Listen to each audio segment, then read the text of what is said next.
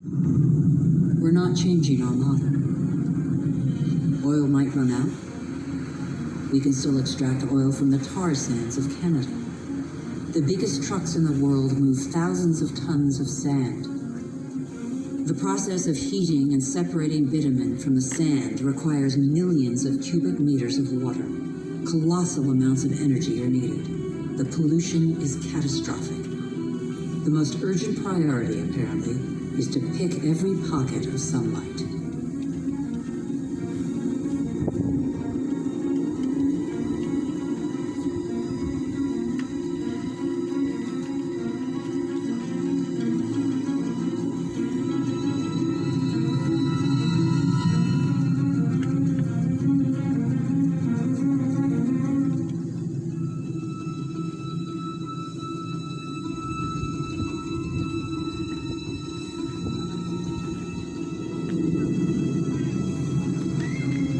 Our oil tankers are getting bigger and bigger. Our energy requirements are constantly increasing. We try to power growth like a bottomless oven that demands more and more fuel.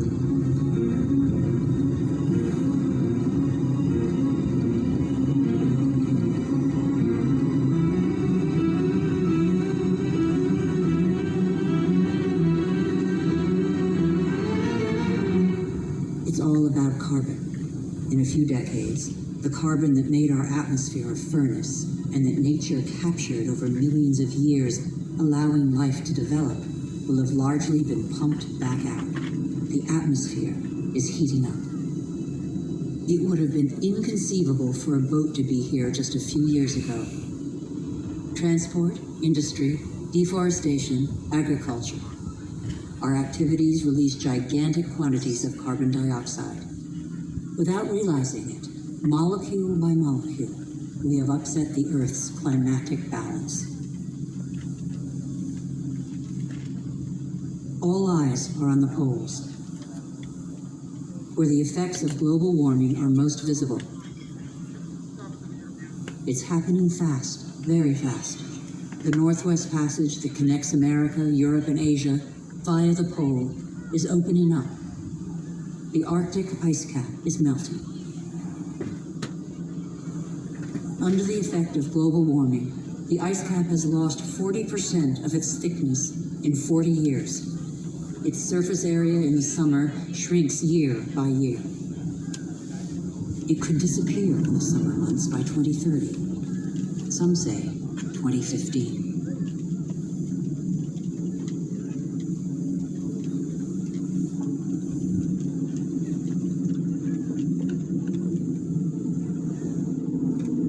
Sunbeams that the ice sheet previously reflected back now penetrate the dark water, heating it up. The warming process gathers pace.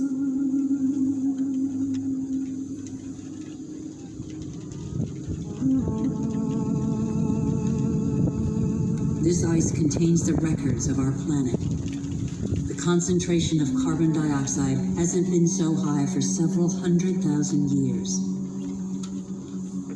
Humanity has never lived in an atmosphere like this.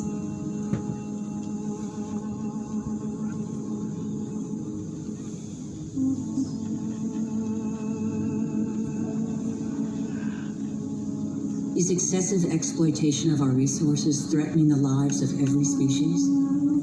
Climate change accentuates the threat. By 2050, a quarter of the Earth's species could be threatened with extinction. In these polar regions, the balance of nature has already been disrupted.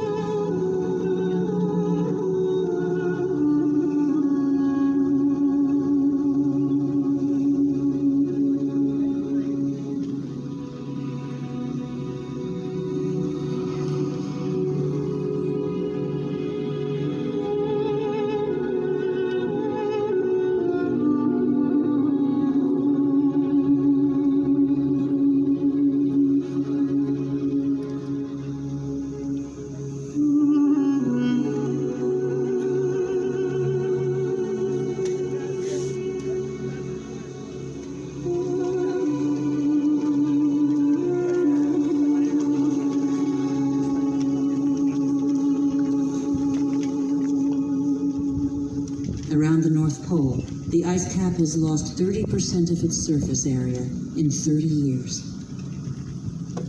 But as Greenland rapidly becomes warmer, the fresh water of a whole continent flows into the salt water of the oceans.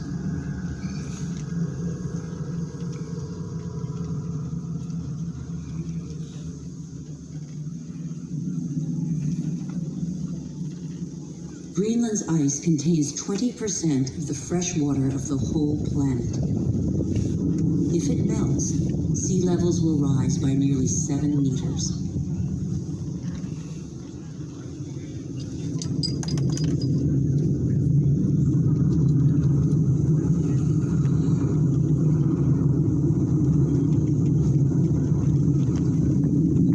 But there is no industry here.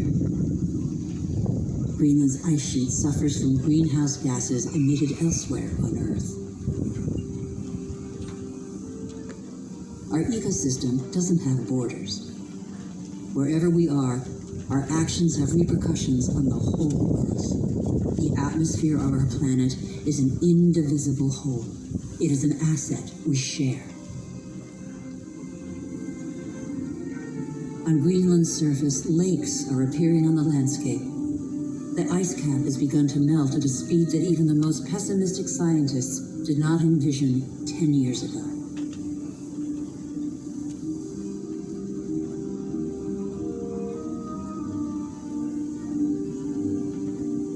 More and more of these glacier-fed rivers are merging together and burrowing through the surface. It was thought the water would freeze in the depths of the ice. On the contrary, it flows under the ice, carrying the ice sheet into the sea, where it breaks into icebergs.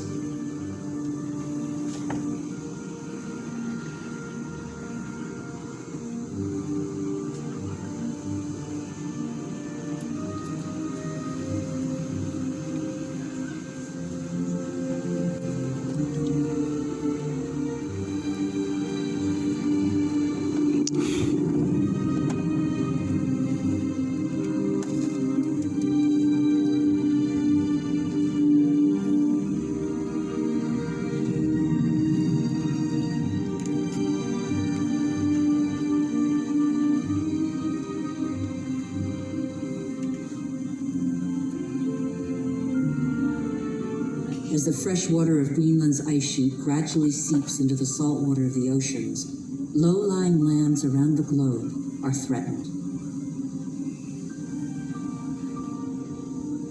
Sea levels are rising. Water expanding as it gets warmer caused, in the 20th century alone, a rise of 20 centimeters. Everything becomes unstable. Coral reefs, for example, are extremely sensitive to the slightest change in water temperature. 30% have disappeared. They are an essential link in the chain of species.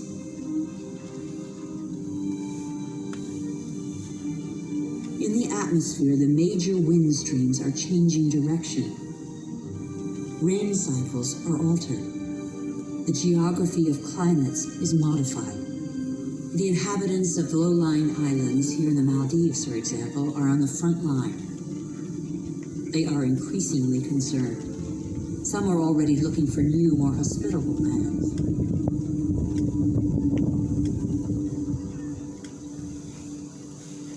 If sea levels continue to rise faster and faster, what will major cities like Tokyo, the world's most populous city, do? Every year, scientists' predictions become more and more alarming. 70% of the world's population lives on coastal plains. 11 of the 15 biggest cities stand on a coastline or river estuary.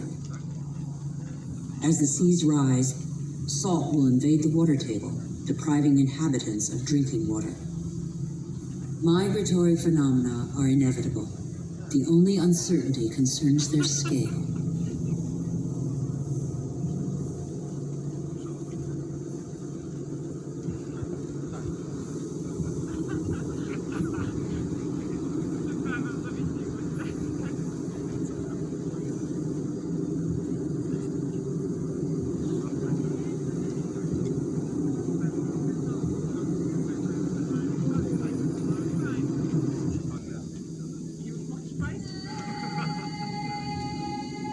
In Africa, Mount Kilimanjaro is unrecognizable. 80% of its glaciers have disappeared. In summer, the rivers no longer flow. Local peoples are affected by the lack of water. Even on the world's highest peaks, in the heart of the Himalayas, eternal snows and glaciers are receding. Yet these glaciers play an essential role in the water cycle. They trap the water from the monsoons as ice and release it in the summer when the snow melts.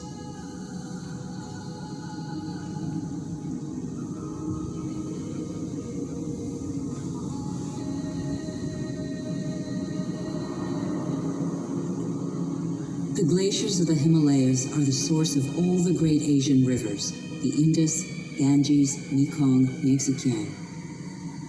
2 billion people depend on them for drinking water and to irrigate their crops, as in Bangladesh. On the delta of the Ganges and Brahmaputra, Bangladesh is directly affected by the phenomena occurring in the Himalayas and at sea level. This is one of the most populous and poorest countries in the world.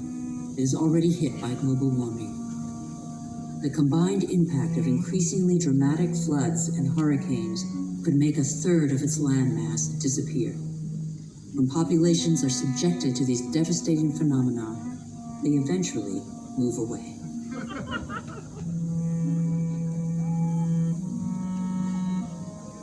Wealthy countries will not be spared. Droughts are occurring all over the planet. In Australia, half of farmland is already affected.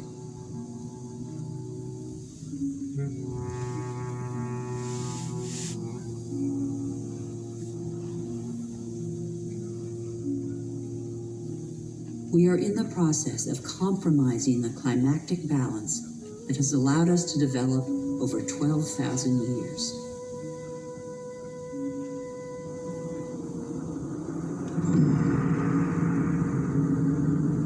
More and more wildfires encroach on major cities.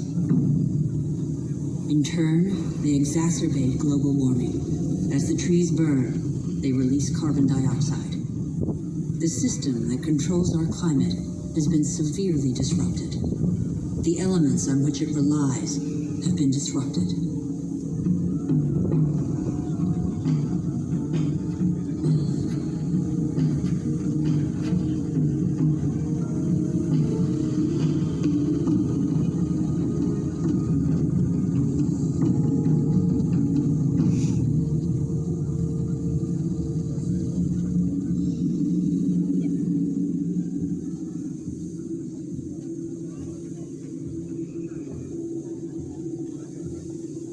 The clock of climate change is ticking in these magnificent landscapes. Here in Siberia and elsewhere across the globe, it is so cold that the ground is constantly frozen. It's known as permafrost. Under its surface lies a climactic time bomb. Methane, a greenhouse gas 20 times more powerful than carbon dioxide.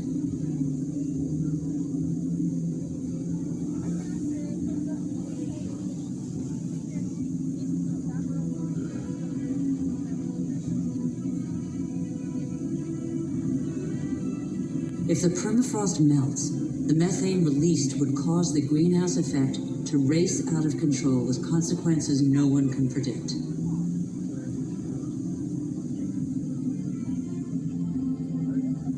We would literally be in unknown territory.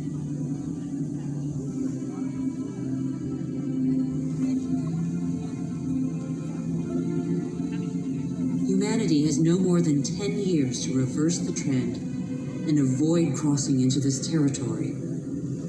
Life on Earth as we have never known it.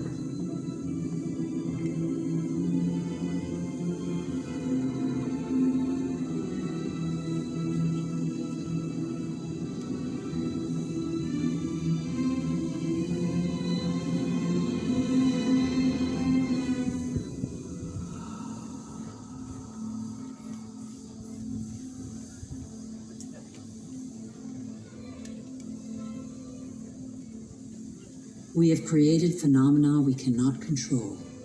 Since our origins, water, air, and forms of life are intimately linked. But recently, we have broken those links. Let's face the facts. We must believe what we know. All that we have just seen is a reflection of human behavior. We have shaped the Earth in our image. We have very little time to change. How can this century carry the burden of 9 billion human beings if we refuse to be called to account for everything we alone have done?